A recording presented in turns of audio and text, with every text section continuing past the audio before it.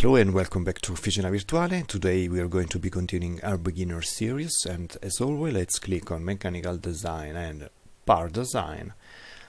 Part 1, OK. Let's select our plane, XY plane for example, and today we're going to talk about operation. As you can see here, we've got this workbench, this toolbar here. We can change the orientation of this toolbar, and as you can see here, we've got this drop-down arrow here with different operations. We've got 6 operations. We've got mirror, symmetry, translate, rotate. This is scale, and this is offset. We will start with mirror. So let's sketch an axis, for example, a vertical axis. No, where we can introduce a little angle, for example, and let's click on our circle and let's select our command, left click mirror.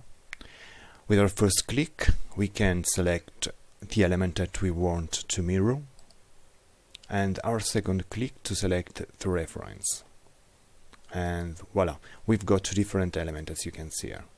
This is the idea. So I can select mirror, first click, for example, I can select this y-axis, and second click, and we've got 2 different elements. Now let's sketch a different element, for example, this rectangle here, and let's click on Symmetry.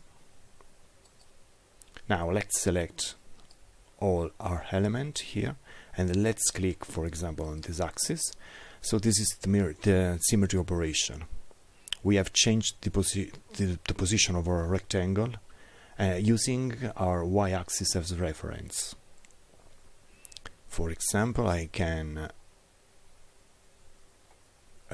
click on Symmetry. I can select this as our element, and let's click on this, and we've got this operation, the symmetry operation, and this is always our reference element. We've got the other options here is translate.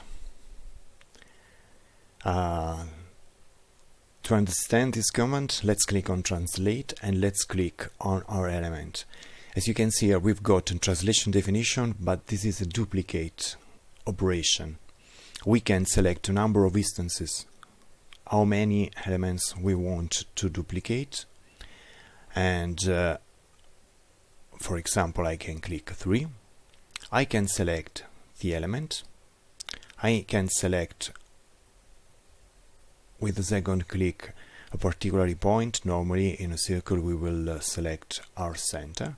And now if I move the mouse, I can obtain this operation. As you can see, I can translate the distance between the different instances. This is the idea of this command. That doesn't mean that I can move my element. I can translate this grid that I've created. This is the idea. Now let's sketch a rectangle and let's click on Translate. With my rectangle selected, I can select, for example, this vertex as a reference point, and now I can translate. With the snap option, I can snap to particular reference point. For example, I can select this as a reference point. Now let's talk about rotate.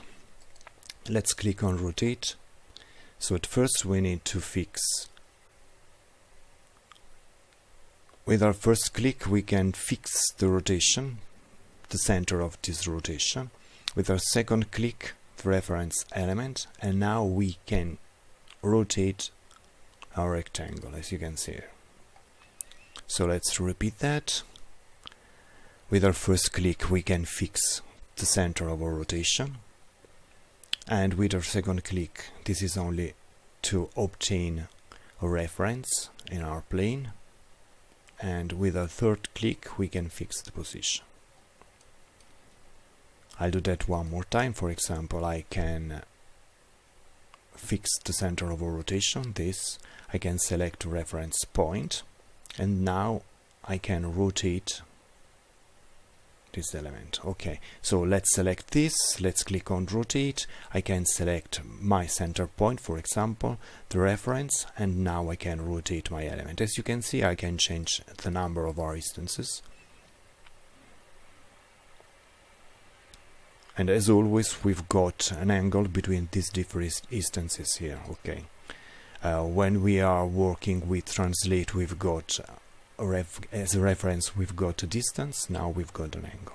This is the difference between translate and rotate, but they share the same idea. Now let's click on scale. As you can see here, we've got duplicate mode activated and conservation of the constraint. So let's select our circle, and with our first click we can select a reference element, and moving our mouse we can obtain a different dimension for our element. Okay, the best way to use this command is to select our element, we can select our element, we can click on scale, we can fix as a reference point our center, and now we can scale our element, for example. With this option activated, we maintain the duplication, and now we can obtain, as you can see here, we've got this translation without the duplication. The other options is offset.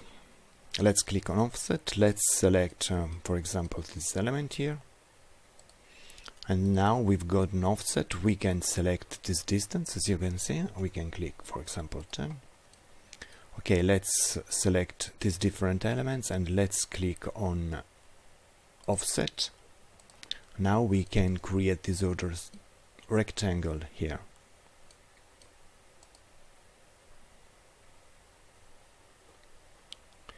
I'll do that one more time. For example, with this circle here, I can select this circle, I can click on scale, and as you can see, we've got this distance. I can click 10 and OK.